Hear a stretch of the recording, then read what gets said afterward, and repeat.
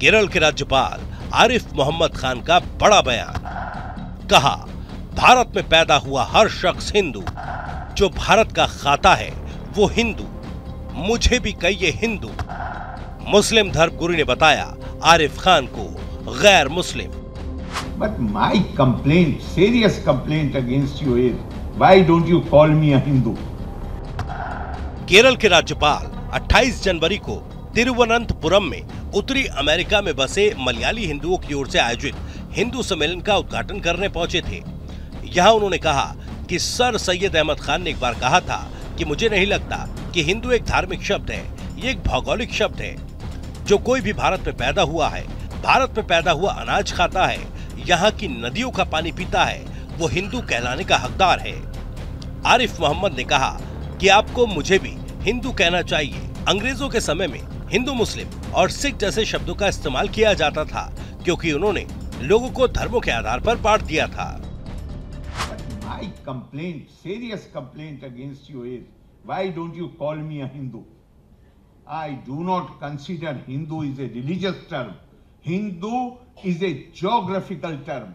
Anybody who is born in India, anybody who lives on the food which is produced in India, anybody who drinks water from the rivers of India is entitled to call himself a Hindu.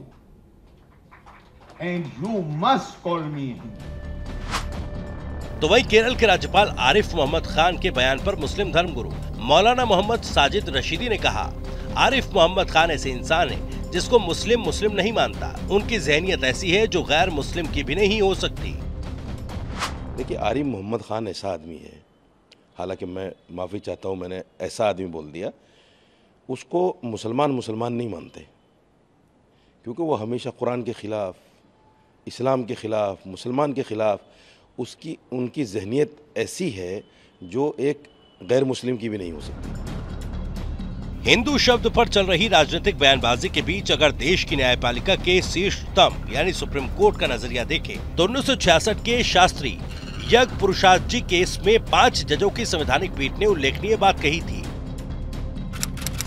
Supreme court ने कहा था, इतिहास और व्युत्पत्ति के सिद्धांत बताते हैं कि हिंदू शब्द किस तरह विवादों में घिरा, लेकिन विद्वान सामान्य तौर पर सहमत हैं कि इस शब्द का सीधा संबंध सिंधु नदी से रहा।